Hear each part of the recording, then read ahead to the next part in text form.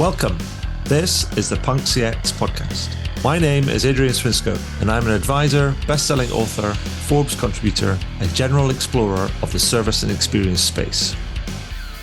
On the podcast, I seek out and interview entrepreneurs, leading business people, authors, tech leaders, academics, and generally cool people doing interesting stuff in the service and experience space. Check out the archive at adrianswinscoe.com. That's enough for me. Let's get into the interview. So welcome to the next edition of the Punk CX podcast. With me today, I have Marcel Barrera, who is the CSO, or otherwise known as the Chief Strategy Officer at serviceM. Hey, Marcel, how you doing? Hi, Adrian. Hi, everyone. Glad to be here. Appreciate you guys making time. You're very welcome. Now, for the folks that are not familiar with yourselves and or serviceM, can you give us a bit of a thumbnail sketch on you, the work that you do, and all of that sort of good stuff? Yeah, no, 100%. So believe it or not, started my career out on the phones. So was a call center agent. I've sold everything from, believe it or not, video games to tax software, and was fortunate enough to fall into management, advanced in my career and later progressed into consulting. From the consultative space, I had the great pleasure of working at some of the finest companies that do consulting around the world globally, like Accenture, Deloitte, helping businesses to transform their service operation and really understand how their technology can help improve the data that they have, along with processes, working with them to help transform their organization with both of those so that they can get true actionable intelligence. When we think about me as an individual, look, I'm a kid who grew up in the streets and got lucky enough to fall in the boardroom is what I tell people.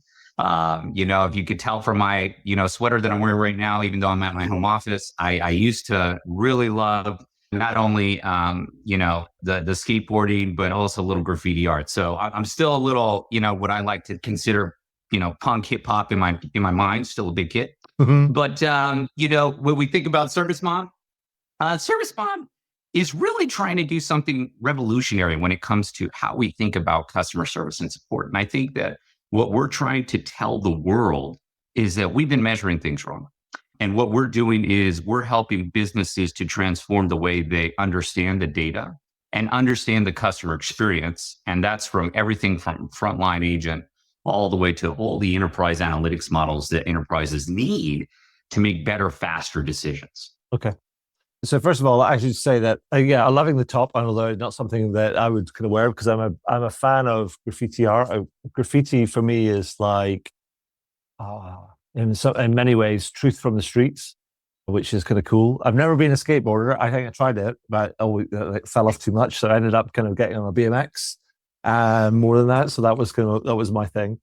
But you said about kind of like data and analytics, and when we were setting up this podcast, you shared with me what I thought was a number of interesting but potentially controversial kind of points of view that I wanted to explore with you, because it's my role within these kind of podcasts is to try and just sort of explore the service and experience space and look for, I guess, clues for how we can do things kind of better. And the first thing that you shared with me and I wanted to explore with you is that you said that the dominant metrics that are currently used in customer support are broken, and more importantly, that they are breaking us. And I thought, so tell me, why is that, Marcel? What are we talking about here? Yeah, so I think, over the last, call it 15 to 20 years, right? We've seen many advancements in technology in the customer service ecosystem.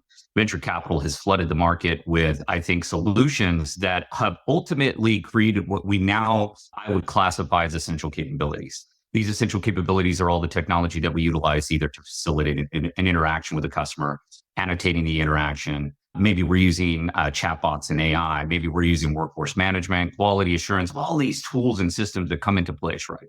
What they've done for us has done a phenomenal job of contextualizing the customer experience operationally, right? So that we could better plan for capacity planning, that the metrics themselves that are being yielded help us to understand efficiency and productivity. When we started later on throughout the adventures of contact centers, right? So going back from, dating myself, right? PBX systems. Remember when hardware was really hardware? There was not a lot of software in the market, Mhm. right? Even then, we were starting to scratch the surface of quality, right? Mhm. We wanted to make sure customers were happy. We were following a process to get to that outcome, and that outcome was always satisfaction. And so, what I saw happening over the years is that customer satisfaction became a North Star. Then, I believe it was, maybe Bain or BCG, maybe Bain, that they defined NPS, right? We have Net Promoter Score out there. Net Promoter Score comes along, and that gives us an understanding of the willingness of customers to promote our brand, detract, i.e. churn. And he gave us an understanding of how we were satisfying customers, again, based on the outcomes of interactions and including all those metrics we get. You know, they're all outdated and they're all outcomes. Mhm. All those outcome metrics lead to is us considering none of the inputs, leads to us making a lot of the same decisions. And over the years, while we have certainly learned things about satisfaction, what we haven't learned is how do we make that customer experience less painful?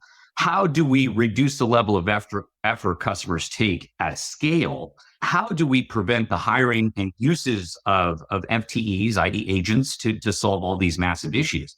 And I think what we are landing on is that CSAT, MPS, AHT, how many tickets you created, what's your first reply time, all of the metrics that exist today are all outcome-based metrics. No metrics today measure the inputs of the customer experience. And as a result, we believe that we are consistently dealing with just multiple calls, chats, emails to solve a lot of the problems we have, but that those perpetuate. And I think the evidence is clear that analytics is failing in service because all of the companies that we may love still have thousands and thousands of contact center agents as a whole. Right. So when we think about why is it that, all these metrics are failing, our argument at the highest level is that, they're all measuring outcomes. CSAT has perception in it. It's only measured 5 to 7% of the time. NPS has a lot of apathy. People generally don't fill things out unless they're really, pissed off, or, they're really satisfied because they want that agent to get that bonus because they finally figured everything out. And I think that we're focusing singularly on a metric that is only perception based, subpar measurement, and not connected to the things businesses care about: gross margin, cost to serve, call it top line rev, bottom, churn, protecting revenue, all things we want to link to the experience, but we have a hard time doing that. Right. And is it because that so let me get this kind of like right. So you're basically saying that we're measuring outputs, but we're not measuring inputs. And those inputs might tell us different things, which could possibly obviate the need for that request for help in the first place. So you almost get to a point where it's a root cause analysis type of thing. So it's almost a bit like we're making a big assumption in the way that we do things that actually the current way that we do things is okay. And actually what we're not doing is we're not saying, well, actually we need to be always changing the status quo to make that better because that in itself is going to improve the outcomes. Is that fair to say? I think that's 100% fair to say. And I think about that as, I'm going to give you a head scratcher. And I think everyone in your audience should think about this question. It's easy to tell me right now as an SVP or an executive, how many cases you had, how many tickets, how many calls, how many chats, what your CSAT is, what's your first reply time. If I were to ask the modern service executive though, how many customer experiences did you have last week? Right. How many? I think that question gives pause because immediately the first question I get back at anyone that I pointed that to is, well, what do you mean? What do you mean customer experiences, right? Mm-hmm. Because everybody perceives it as a feeling, right? And, like the band Boston, I would say the customer experience is a little bit more than a feeling, right? It's a data model. I think that's the catalyst of change we're trying to get people to think about, is that we've never modeled the customer experience in our data. So if we can't see it, how can you improve it, right? This is Peter Drucker quote, right? If you can't measure it, you can't improve it. And so what we've largely done, I think, is pat ourselves on the back as an industry, telling ourselves, hey, we have a lot of these cool tools that customers can use to service themselves now. And hey, when they do interact with us and we do solve their issues, guess what? They're happy. No kidding. Okay, great. Totally agree. Now, how do we use that data outside of your contact center? Mhm. That's another head scratcher, because typically people look at that data as one of two things. And it's broken down into a world of efficiency. Are we productive and efficient? And what's that cost? And then ultimately, are customers happy? Are they going to recommend us? Are they going to churn? We only do this two things with the data, despite all the metrics that exist. Right.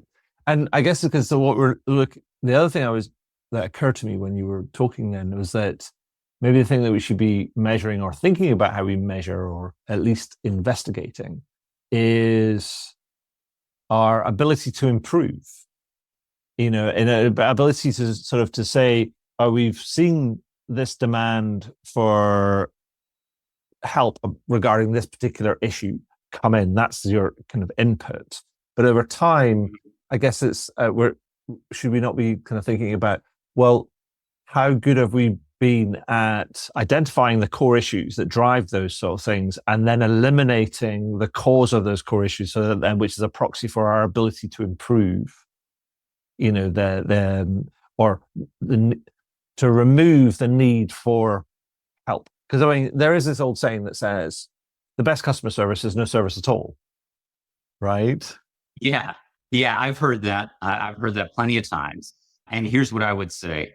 I think there are a few exceptions of companies that have that. And I would argue that even the best companies that we love still have forms of service and support outside of self-service, chatbots, Mhm. etc. Reason for I believe is, for the most part, customers still want to talk to human beings. In fact, I think some of the latest research shows that 75% of those surveyed via 5-9 survey recently said they would prefer to interact with humans, right? Mhm.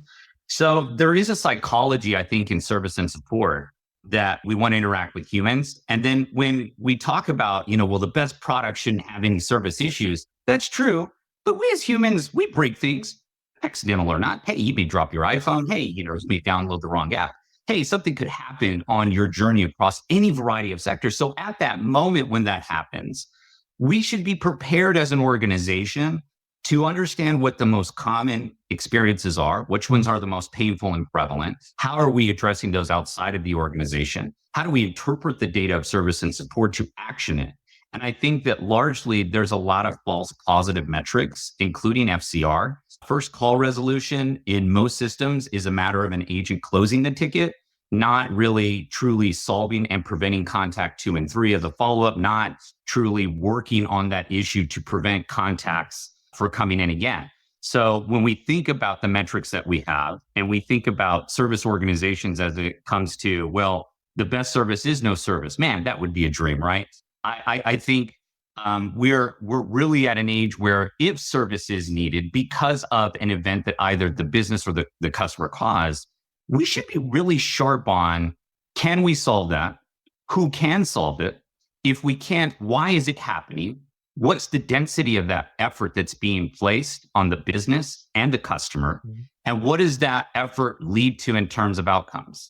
Is the outcome of that effort churn? Is it promotion? Is it, less rework into the contact center? All of that, to me, in terms of service data, is very valuable.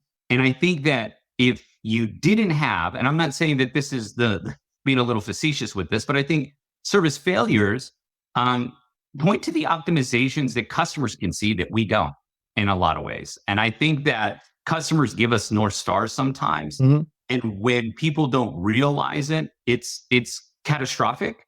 And I think of either deployments of chatbots that have failed, think of mass marketing events that resulted in contact demand in a negative way. Think about all kinds of consequent actions that an enterprise may take that eventually resulted in service, but only because the customer let us know it was a problem. Sure. Yeah, no, this is interesting. But it sort of throws a lens on the, as you say, the rather than thinking about how we're responding to things, but also kind of like looking at, well, why are we responding to things, and what are we responding kind of like to? And it's a bit about almost like expanding the scope of what we kind of measure, because I mean, I'm looking at things systemically rather than just being reactive to what is, but actually stepping back and going, actually, what else can we do to make our lives and also our customers' lives kind of easier? And that might require better data, better analytics, but also probably a more connected organization as well. Oh, 100%. So I love that you say that, because I really think that service and support leaders want a seat at the table to tell a data science team, look, we have an analytics framework that models the customer experience in our data. We have a metric called average minutes per resolved experience. This is the algorithmic true value of all the effort the customer exerted across channels, across contacts, and gives us the true mean time of all the effort a customer put in to solve their issue. Mm-hmm. We can see how many contacts it took to resolve this experience. We could see how many agents they spoke with to resolve this experience for a singular issue. Why we care about that is because the cause-effect relationship, take me back to stats class, guys, is important when we look at the R squared, right? The correlation, the cause and effect, to make sure that what we're doing, the metrics we're using, are driving the outcomes we care about. Using average minutes per resolved experience, using contacts for resolved experience, right? When you use these metrics, there's a correlation of 99% to NPS, i.e. the willingness for you to recommend, and a 98% correlation to CSAT. Mm-hmm. Well, if it's measured on 100% of the experiences we were producing and having, why don't we have that data? Well, believe it or not, the systems you have today aren't set up to provide that. And so when you think about connecting an organization, right? First, you have to connect all those systems that are in that organization. Yeah. That's, from your CRM, marketing operations, all these other business units that are truly needed to help pull that view together. So to your point, 100% agree. You can create that layer of transparency by really ensuring the business units themselves are consuming your metrics, are consuming the data to see that cause and effect, and now want more of it to see what they can do to prevent those experiences from being painful. Yeah, I mean, just to be clear, what you're saying is that the more contacts it takes to resolve an issue is going to have a negative impact on a customer satisfaction or their propensity to recommend you. 100%, sir. Yes. So it's a negative correlation. It's not like create more contacts and therefore your NPS goes up. It's like, no. It's less, right? Contact one, right? There's degradation between each time you look at each additional contact it takes. Yeah. And modeling that data, right, experientially, it just makes your life a lot easier in terms of where do you focus and what is it that you need to focus on. I think contact center operators, right, like myself, I think we grew up through the phones, right? We kind of graduate through the contact center. And in that respect, we're really good at let's tell me what to focus on, right? We'll create the tactical action plan in the center to focus on those metrics, but what do we need to focus on? Mm-hmm. And I think the metrics we've given leadership teams for a long time just haven't focused us on reducing repeat contacts, utilizing the data to show, let's say SaaS an example. Maybe I can show you by component, subcomponent, area or feature, functional component of your software that we've classified in your case or ticket system. That's connected to Jira. Jira is connected to these error codes. These error codes are representative to teams who work on them to understand what parts of the software they need to work on. Now, everybody sees all that customer effort all the way down to the error code. You would think that exists. You would think that exists today, right? But if it did, why do we have these problems? Why is it that my billing statement looks a little wonky this month? Why is it that when I called to transfer this amount of money, this other event happened? Well, what happened when I did pay my bill? You guys sent me an email, told me it was paid, and now I have an overdraft fee, or I have a late fee, etc. All of these consequent actions that we see businesses taking and happening reactively, right, is because they didn't know from an input perspective, oh my goodness, that takes 5.67 contacts to solve. We probably should prioritize that on the value chain of issues because it's likely, sensitivity to churn, sensitivity to monthly spend going down. Those are all things we can look at once we model the data experientially. I think that's been the hardest thing for businesses because of, and I hate to use this word, I use it a lot, but Frankenstein, right? We in contact centers, we love the best of breed. We love it. We want the best CRM. Oh, give me the best CCAS. Oh, best shiny toy. Oh, yes. We build this amazing Frankenstein. And we're like, check out my behemoth. Mhm. Like, oh man, I got self-service. I got an idea. Oh baby, I got this. I got that. Right. All that does is create more essential data. And at the same time, when you're interpreting, guess what else it's creating? A whole bunch of dark data right behind it. Right. Because those systems don't talk to each other. Right. Sure. If everybody's like, hey, I got data science teams, I got analytics, I got Tableau. Well, no, nothing in there is going to tell you how to model that data experience. Well, why is that? Well, because it's counting on you to know that already. And I think that all of the data science that we've seen put to power has resulted in us doing, I think, a lot more squishy things around the service experience rather than how do we add tangible value to the business and customer to solve issues. Perfect. I think that makes sense. So the second thing, just want to move on and explore the second thing one of the other list of things that stood out for me that I wanted to ask you about. And you talked about this thing called the hamster wheel dilemma. And I was a bit like, Yes. well, we love a dilemma, but tell me about the hamster wheel, because that'll kind of have a picture in people's kind of like minds, and just kind of like a little hamster on a wheel, sort of like kind of running along or walking along, sort of like always going to do the same thing. So what is it? Yeah, sure. And why is it a problem? Let's all close our eyes, right? Let's close our eyes, right? We're all in this world, our own little self-contained world, as hamsters. This self-contained world is your CC operations, right? Your contact center operations. It's your service and support model. It's how you're interacting with customers day in and day out. Well, every day you have to get on that wheel. Every day you're exercising, you're getting your reps, right? You're interacting with customers.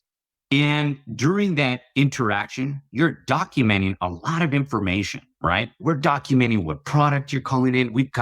I got your ID. I got the case ID or ticket ID. I got, verbiage of notes. I have specific drop downs and bells and whistles that I'm adding to document all this information.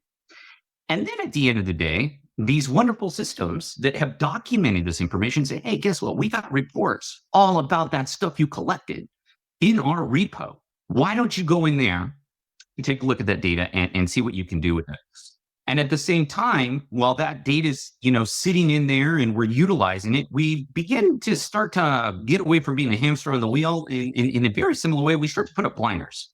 And now we're a resource. And what we're zeroed in on and what we're focusing in on is case and ticket metrics. Case and tickets, cases and tickets. I got cases and tickets. It's a massive pile and a hamster wheel of cause and effect. What happens when you focus on cases and tickets? Well, you're just focused on outcomes.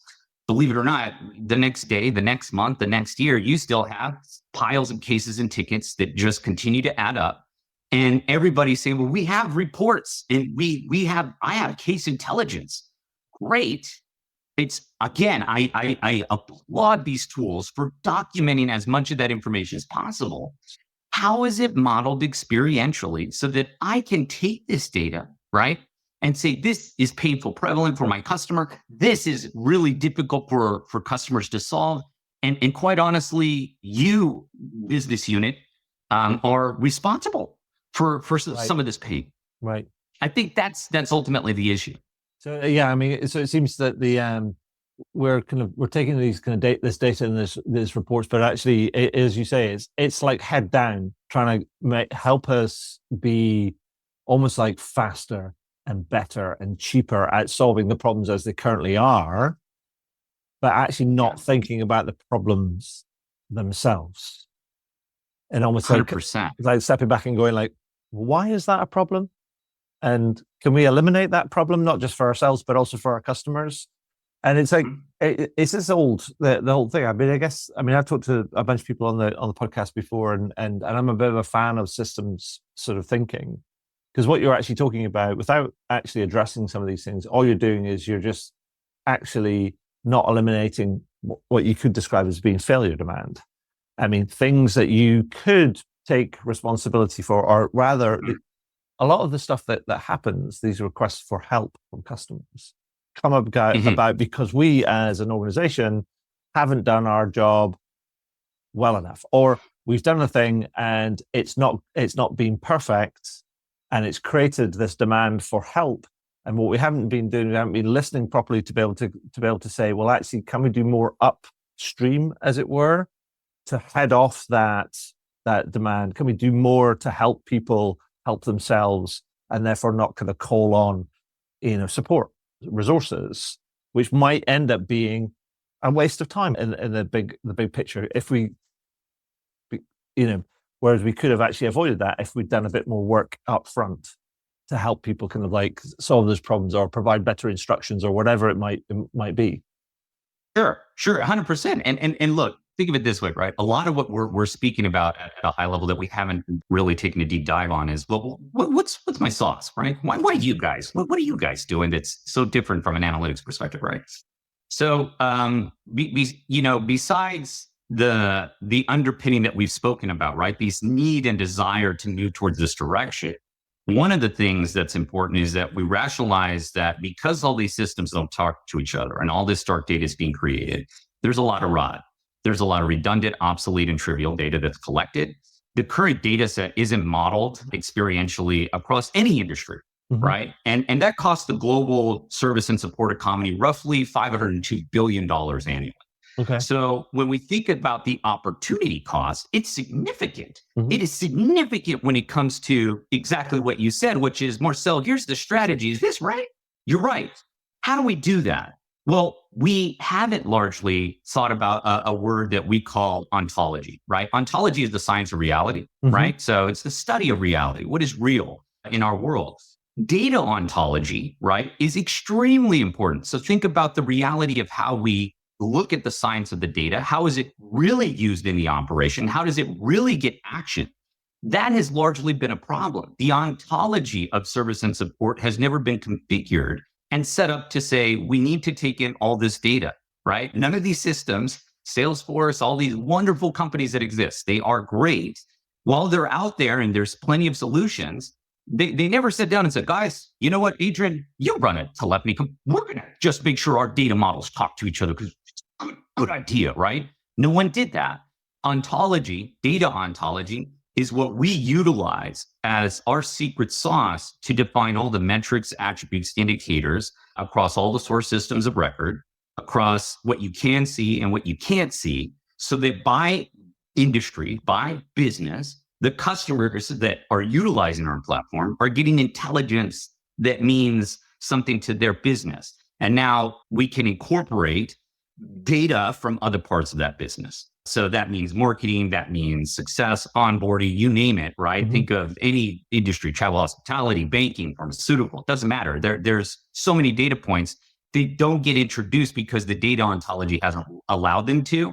If you thought about data ontology as a factor of what is going to drive the difference between businesses who can scale and really drive their AI to be optimized in service, it's going to be those that understand, ontological modeling, that understand the multivalent nature of that because of service being a high throughput area.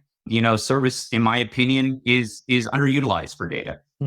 It's the richest data source of customer and product, and everything in between there that happens is largely not modeled. So what I would say to support something that you're targeting there, as you laid up for the audience here, is that, yeah, you're going to need a data ontology that's real to you, agnostic to your tech. That way, no matter when you switch out telephony providers, if you got a new marketing engine, if you got a new chatbot, it doesn't matter. All of that technology at the end can play harmoniously and produce the intelligence you need no matter what. Yeah.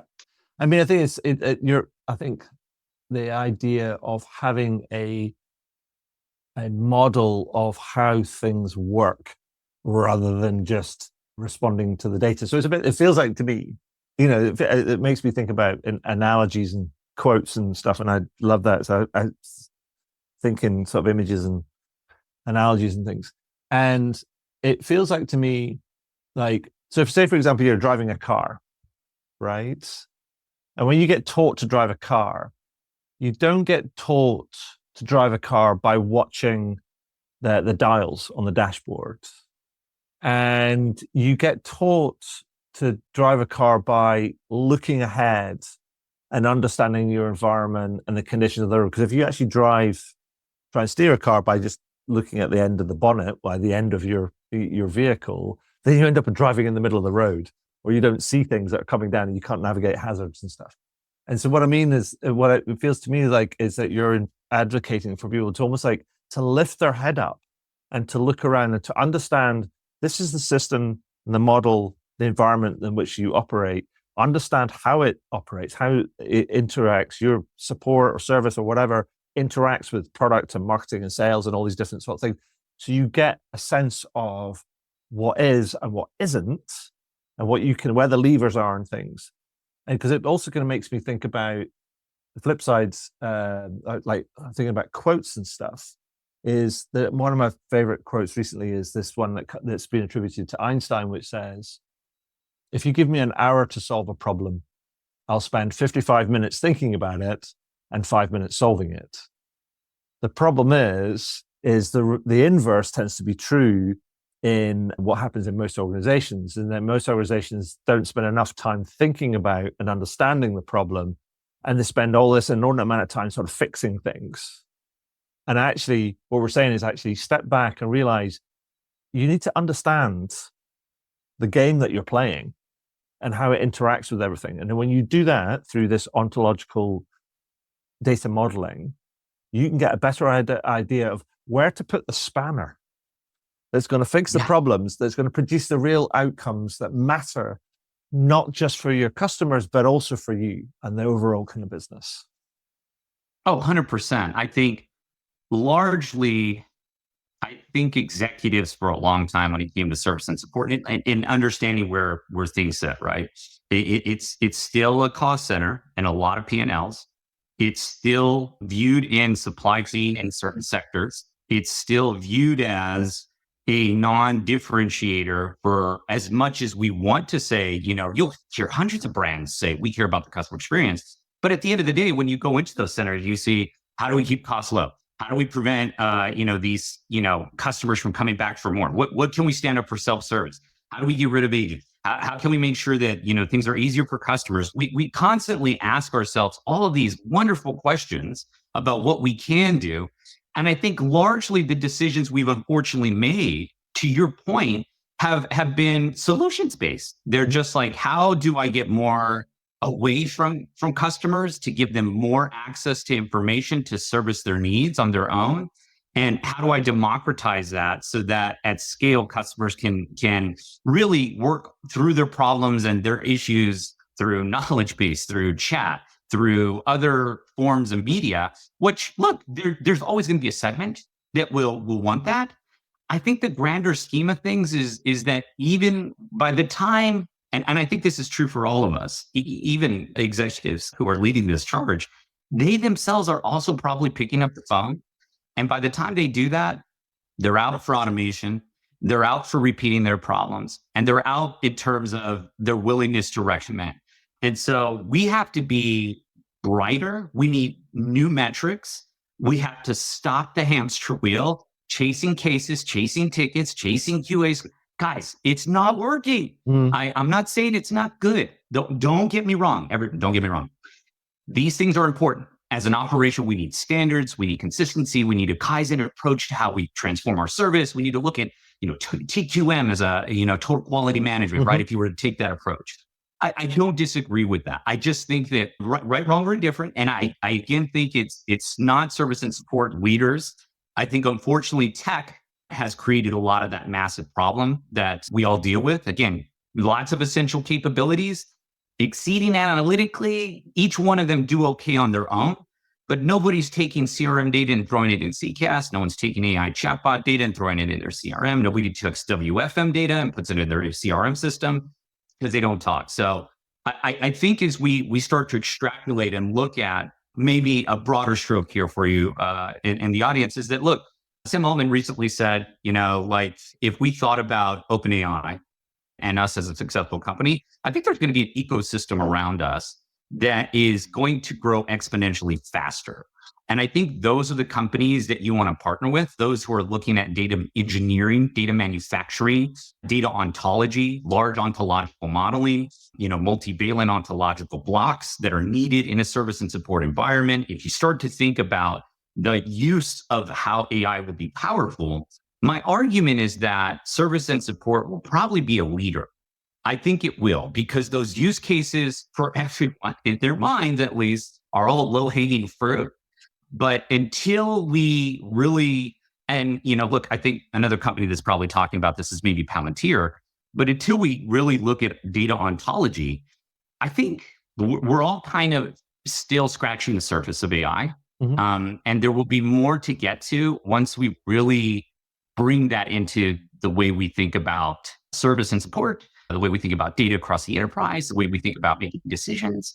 I think all of that's up for grabs once we do that. And because that brings me on to the I think you might have just answered the question, because you said, so the other thing I was going to ask you about, the final thing I was going to ask you about before we can like zoom out a little bit, was that you said that everyone is talking about AI in service, but you also maintain that AI and human agents are both bound to fail without a cohesive actionable data model. And I guess that's what you were saying there. That's the missing kind of piece. How do we take all the data that's there? I mean, it's not that we're short of data. We've got tons and tons of it, but it's like, how do we actually put it into a thing that actually makes sense of it all and tells us where we should be focusing, rather than just how do we can be better hamsters or fitter hamsters? Yes. I mean, dude, here's the craziest thing. If you asked someone in sales what metrics they focus on, you know how fast they can rattle them off? Boom, boom, boom, bing, bing, bing, boom, right? They know very quickly what they should. Ask someone in service, they give you 3 metrics. Usually it's some form of efficiency, some form of satisfaction, and sometimes some form of adherence to process in some way. I think that's where we all land at the end of the day. And it's too ambiguous. I think agents want to know what customer had to come back in. Can I listen to that call? Okay, I heard that. You know what, supervisor? I think you would agree. I can't fix that. That's marketing. I can't fix that.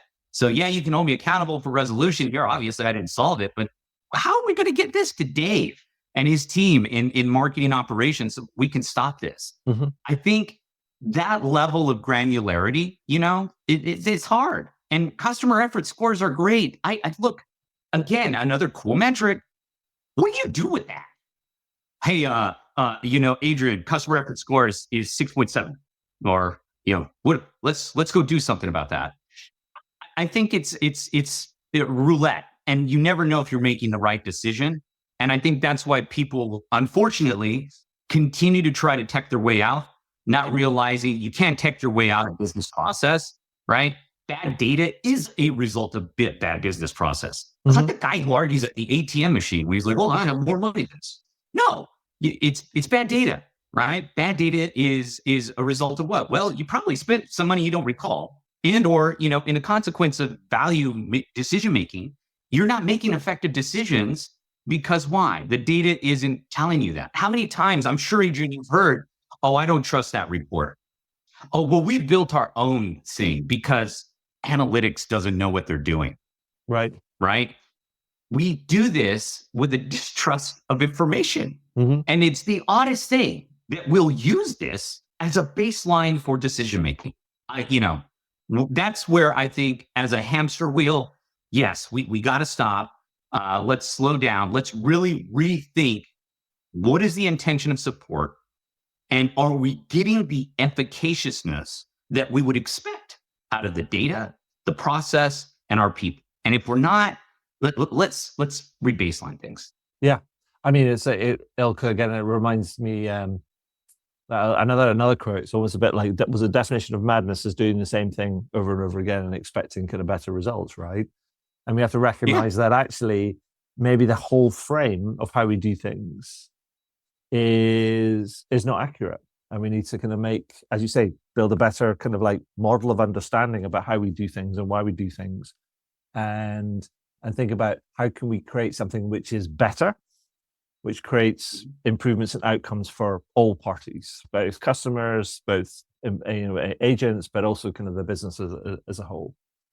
100%. And maybe for what it's worth, I think while we all, I think, aspirationally want better service and support, and we, as having sat in that role in leadership and working with executives today, I think they continually see like, what I have is not cutting it. I'm being asked to make decisions around my support headcount. I'm being asked to make decisions around our service strategy. And the data I have is under servicing me. And so when we come to meetings and I ask that compelling question, how many customer experiences did you have? Which are the most painful and prevalent, and how are you solving them? That's hard for people. Mhm. It's hard for people to kind of think in that framework. And I think maybe what we need is and I say this with someone who is evangelizing, right? We need more evangelism to have businesses and enterprises solve problems, right? I appreciate you being nice on the phone, hugs and kisses. Yes, very much appreciative. But can you solve my problem so I don't ever have to call for this particular issue type anymore? That would be phenomenal.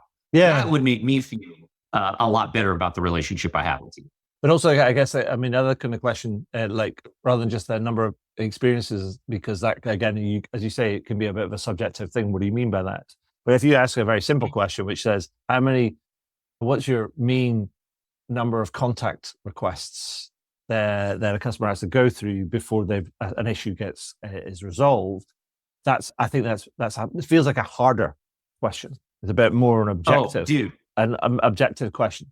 And dude, you nailed it. It also, if contact center leaders could have an idea of that, then it's, again, what you end up doing is you end up having you start thinking about the real connectivity between yourselves and the rest of the organization, and where that sort of like where the demand is coming from and what you need to do in order to try and address that.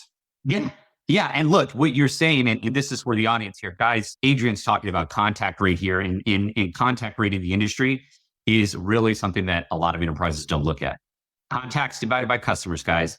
If that rate is not changing month over month, year over year, or staying probably relatively in variance, let's say variance is roughly, I'd say anywhere between 10 to 20%. If you're within that tolerance, things aren't changing. All they're doing is staying consistent. And sure, those that you do service and those that you do solve their issue are going to be happy. So again, it's kind of, are you really solving problems at scale? I think what you're pointing to is like, look, guys, there's some rudimentary stuff we can look at.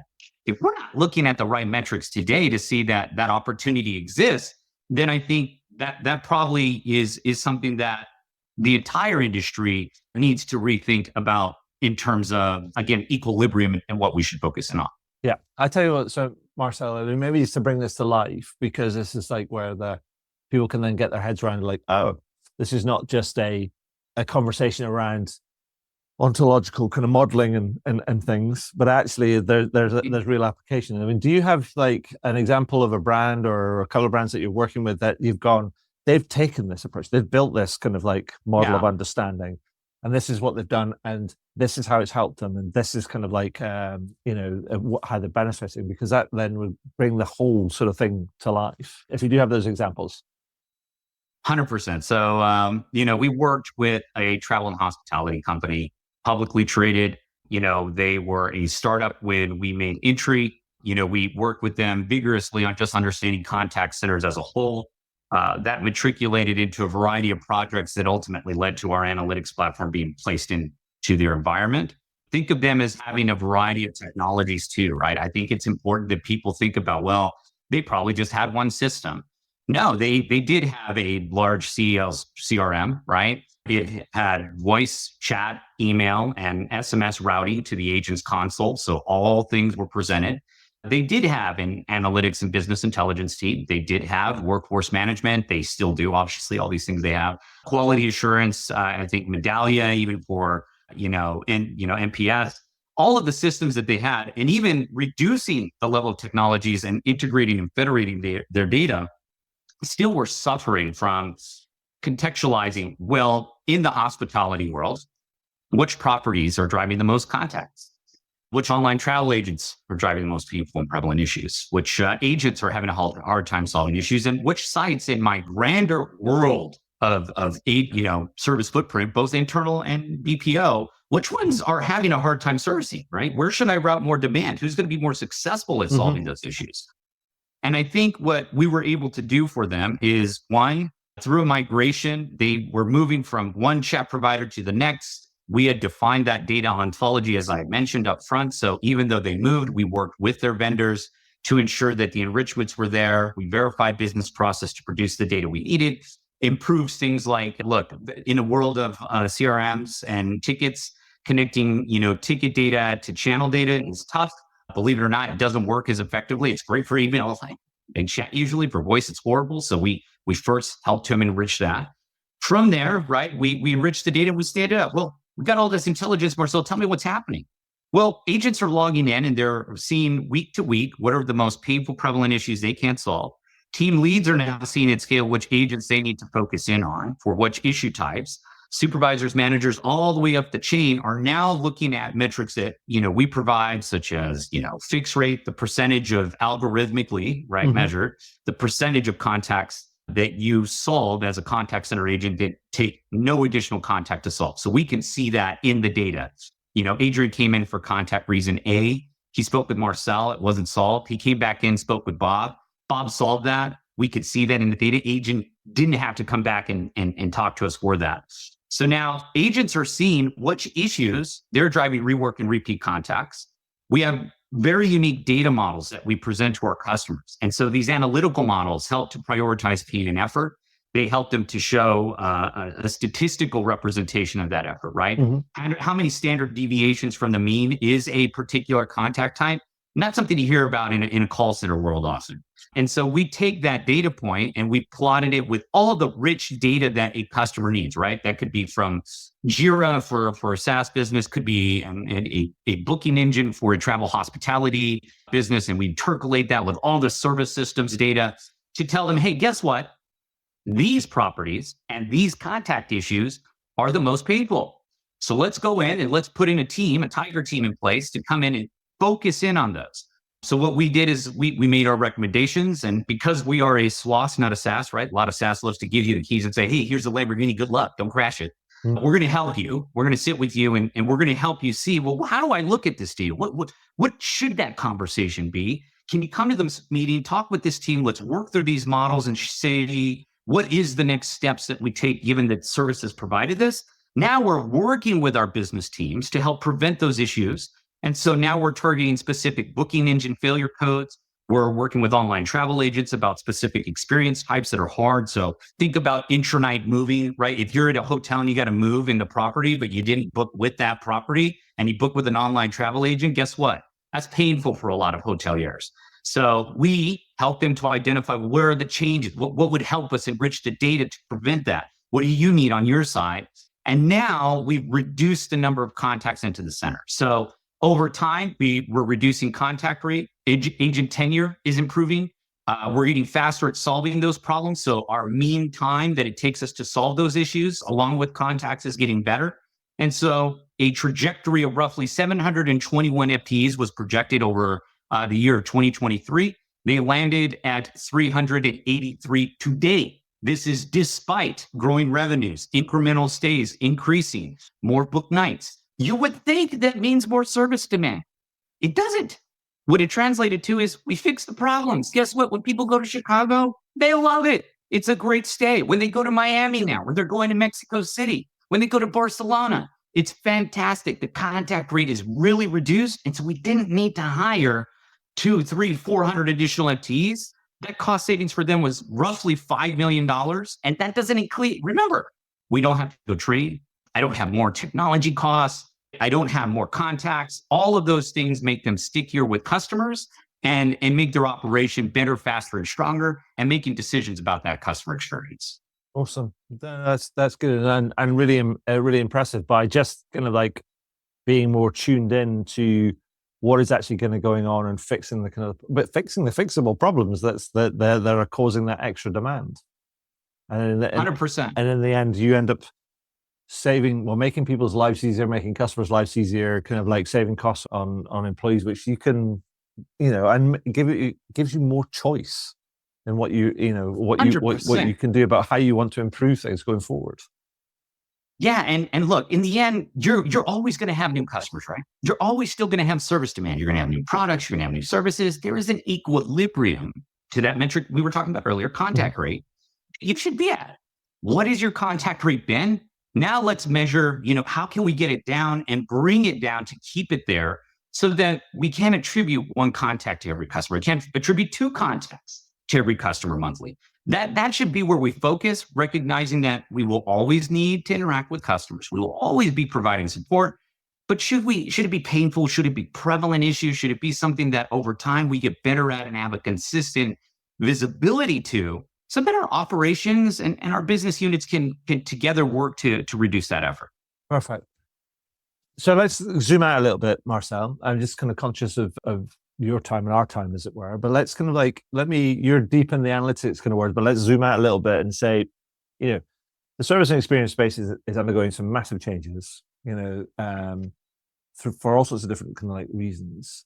But from your perspective, what do you think are some of the biggest trends and technologies that are going to drive and shape the future of our space? And what should we be doing to prepare for these?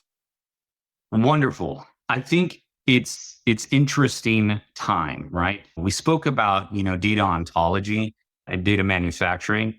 I think that what you're going to find is, serviceM as a business is really focused on service in terms of our analytics, right? We're very, very specific to that. I think what's going to happen is you will find very specific businesses whose moat is an optimization of not just your existing technology, right? Think of all the startups that, we created around cases and tickets and all the startups that got created for chatbots, right? I think what you're going to find is the next evolutionary step is starting to take place with how do we get AI to help me be better? And I think that, if you look at NVIDIA's CEO, if you look at a lot of the people who are talking about who is going to be better in this game, it's going to be those who use AI in tandem with their work. So I think that's probably the first step we're going to see. That, though, I think will be largely based off of who's defining the right data set and who has that data set. Right. And who's combining their data sets together so that these agentic ops, AI agents could be able to work effectively. The next piece I think that you'll see kind of as an evolutionary step is looking for knowledge distribution beyond what it is today. I think we've done a great job hoping customers will say why they're calling the IVR to present that detail to agents. I think it goes okay. What I think is likely more advanced is likely this notion of IVR is going to really change. I think customers will want faster access and prescriptiveness. And I think businesses will have to adopt to that. Again, what is the right routing strategy? What is the right service model predicated against that? That again goes back to the data. So I think, as we look at how customers will want to access support, how we will want to work to solve customer issues. And then thirdly, if we thought about how advanced we're seeing channels get adopted for customers, I think there could be a real big shake of the rug on channel equilibrium. Okay. My perspective is that typing your issues in chat sucks. My thought is that email over time for a channel is going to go away. I do think live channel support is going to be more dominant, but I don't know that would not just be without video. And I think that banking is kind of leading the charge there in terms of disrupting the teller service game. But I think that that's right from a hardware, helping people fix products to inclusive of, a lot more the screen share, let me dive into your software, Copilot, fix things for you. Those types of scenarios, I think, will become more prominent as customers expect the easy button in service. In the end, I think there's a reason why, see customer satisfaction overall is down 5%. It's at its lowest since 2015. I think expectations are high. I think even though expectations are high, there's still a lot for businesses to learn about data and about their own data and experiences that they're creating before they can really drive disruptive change. So that's a little bit of what I would think is coming in terms of service. I think I I mean, thank you for that. I think the thing I find that's interesting, and I think we'll see. You talked about the voice and IVR and getting people to describe their kind of problems, so you can have got a better chance to route their query or to the right sort of people.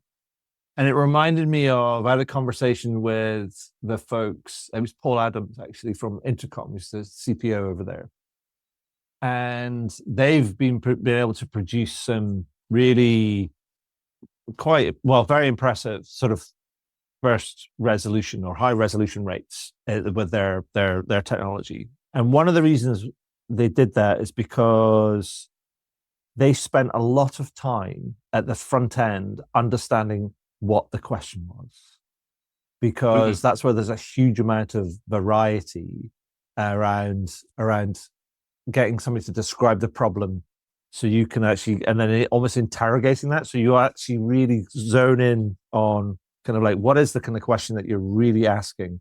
And more often than not, people skip that stage because they almost want them in the process.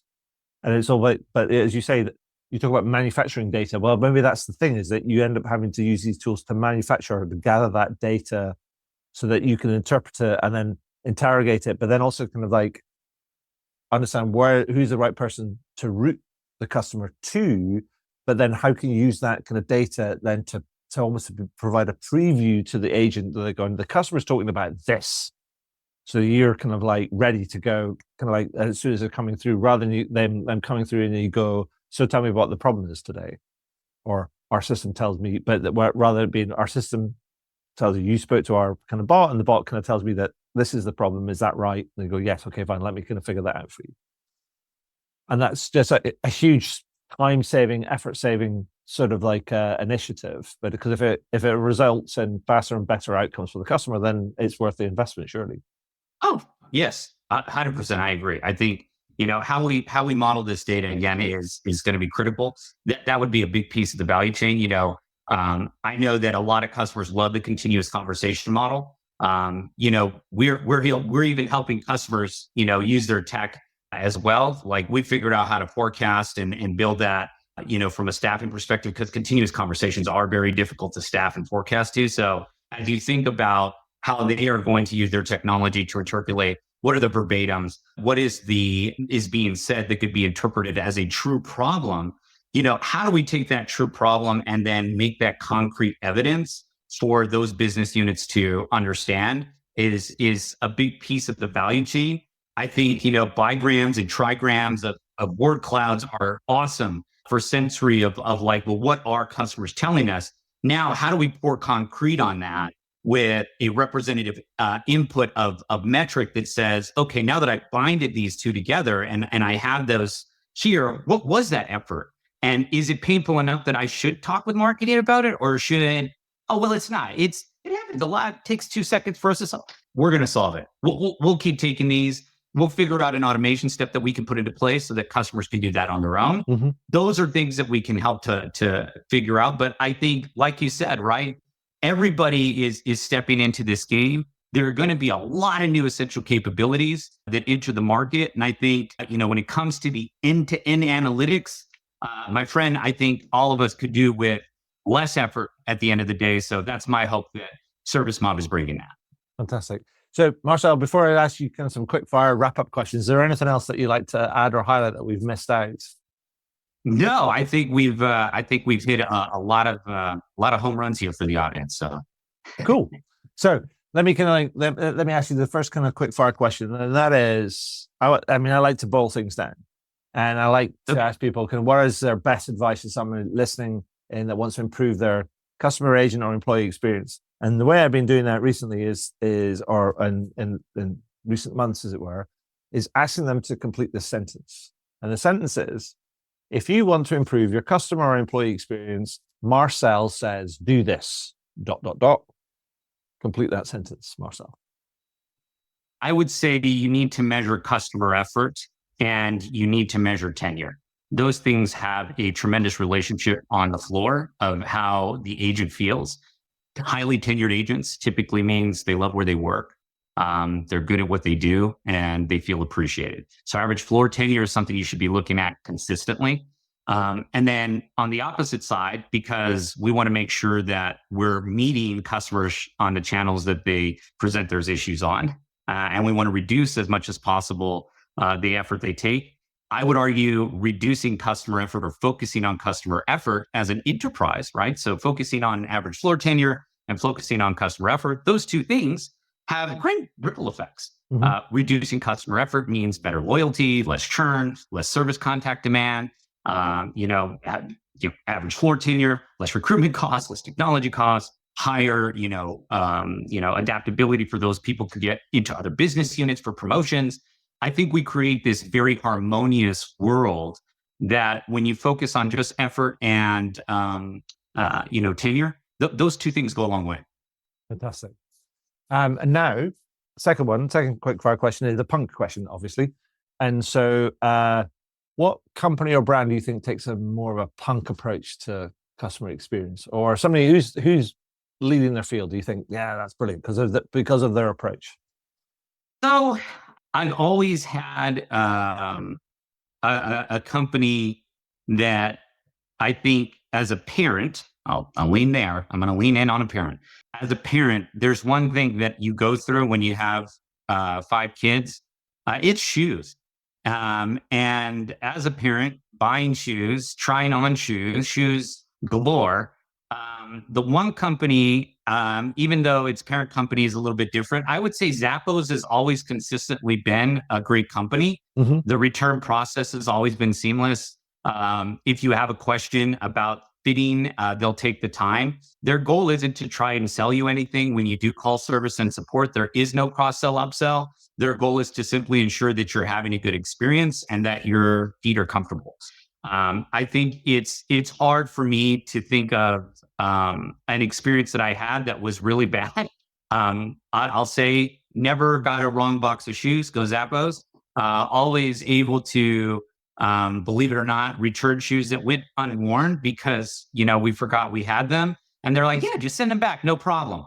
I think it's a wonderful team that they have there in terms of, at least if there is a service opportunity, much to the grain in terms of ordering products from a clothing perspective, I would argue that's typically the customer's fault unless we're sending you the wrong thing or it's damaged. So yeah, Zappos for me. Fantastic. Big shout out to Zappos. I mean, we are a fan of them over here on the podcast. And then a final question before we wrap up, and it's more of a good news question or a good news request, because the world is full of doom and gloom in many respects. And so I've been asking people to share with me a good news story and to tell me something that they've seen in the last week or so that they found interesting, positive, heartwarming, or exciting. So we can just finish on a good news story. I will say in where I stand today, I think that there's a lot of positive momentum, believe it or not, in the government around customer service and support. I think that's exciting. The White House had a time is money initiative in place. I think that's going to be pretty cool if that goes in. I think all of us as consumers in this marketplace have a hatred and hatred for the IVR in some businesses. I think we also have a wondering of why it's so difficult to cancel services. And I think that there's hope. There's a light at the end of the tunnel. And I think that sometimes advocacy for consumers is needed. And in a time where I think there's a rapid advancement in AI and rapid advancement in the number of companies selling subscriptions and the number of services that companies are giving you and the things that we now deal with on a continuous basis in terms of these models, we need some help. So I'm excited to see that the government is very interested in transforming service. If you thought about a few years ago, they were also really interested in helping to transform the IRS. There's still a lot of money out there in terms of money being put out to use for vendors and solutions. So to me, I think the fact that service is catching wind across a variety of sectors is a very exciting time. And I think the fact that they want to help us keep the human in service is pretty cool too. Nice. Well, there you go for a good news story. So yay, humans. So yeah, for sure. So that's all I have today, Marcel. I just want to say thank you for sharing your time and your insight and your expertise with me today. That's been awesome. So thank you so much. Appreciate it, Adrian. Thank you as well. And thanks to your audience for listening. Great.